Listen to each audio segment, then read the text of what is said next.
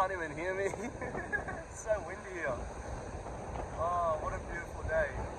I'm probably making this video for absolutely zero reason, but it's perfect. It's perfect. You can't hear me, I can't hear you, so we're in the same boat. Hello, Cornelius. Cornelius McGordon. Oh, how are you? Okay.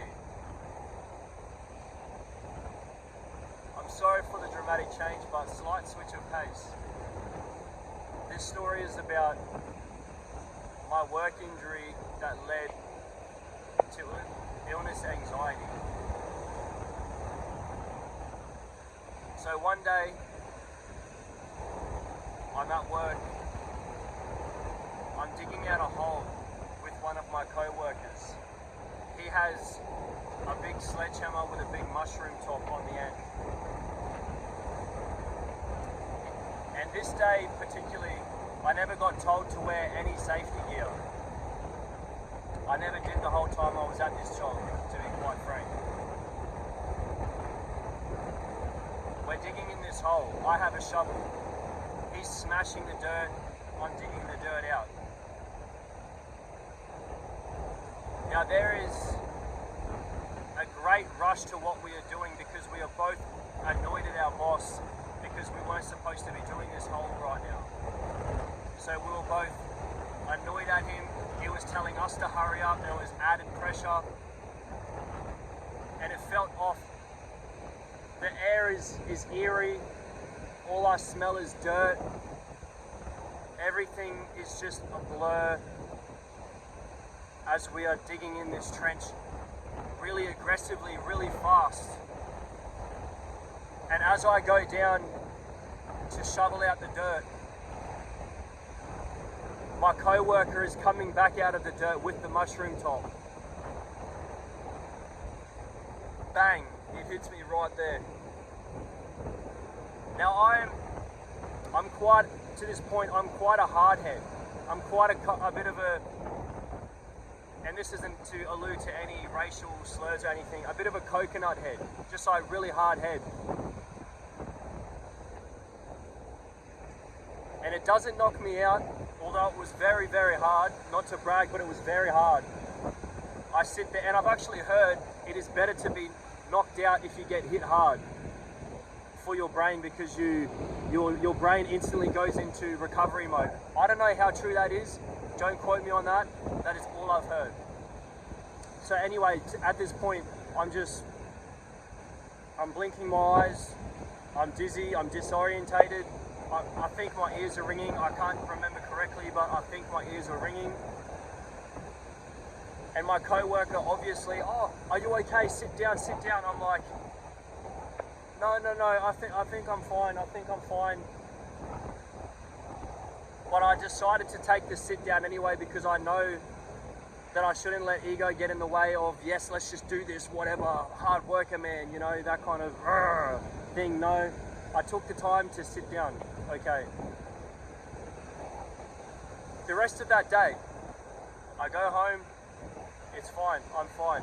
At this point, I think I'm perfectly fine. I go to work for the next 2 days. The first day, I'm not so bad. The second day is where it starts to go pear-shaped. On this day, irritability was through the roof. The biggest thing I remember, irritability was through the roof.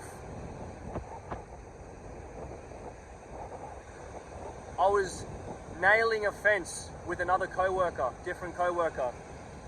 He had the nail gun, I was holding the palings. So you hold the palings just as you measure them, a couple millimeters from each other. Bang, bang. And this is really, really irritating me. I don't understand why.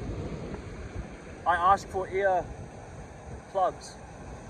I am still getting irritated. I am still, just something inside of me is irritating the crap out of me, and I can't seem to understand why. And then I start getting sick. I start feeling sick. So I say, boss, can I please sit down? I feel sick. Can I sit out, please?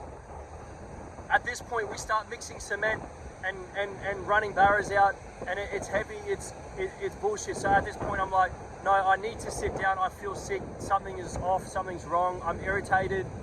I don't say the irritation part because you're irritated. Get out of here, bro. But anyway, I sit down and I end up saying, no, I need to go home. I go home. This was my last day working this job. Context. So this is where it starts happening. I start getting headaches, blurred vision, I start getting disorientated, fogginess, vertigo. I start getting vertigo.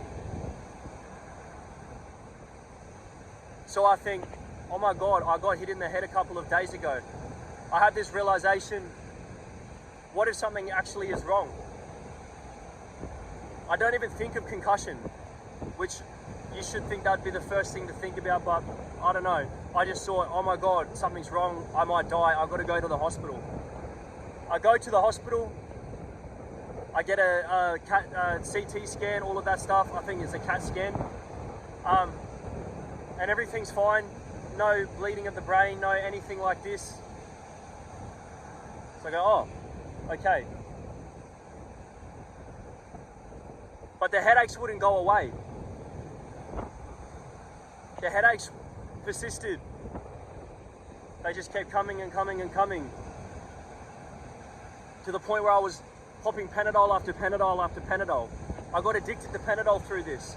Don't dismiss that getting addicted to Panadol is actually such a horrible thing. I swear to you, it was the catalyst mainly for this next 8 months of my life as to why I kept getting headaches.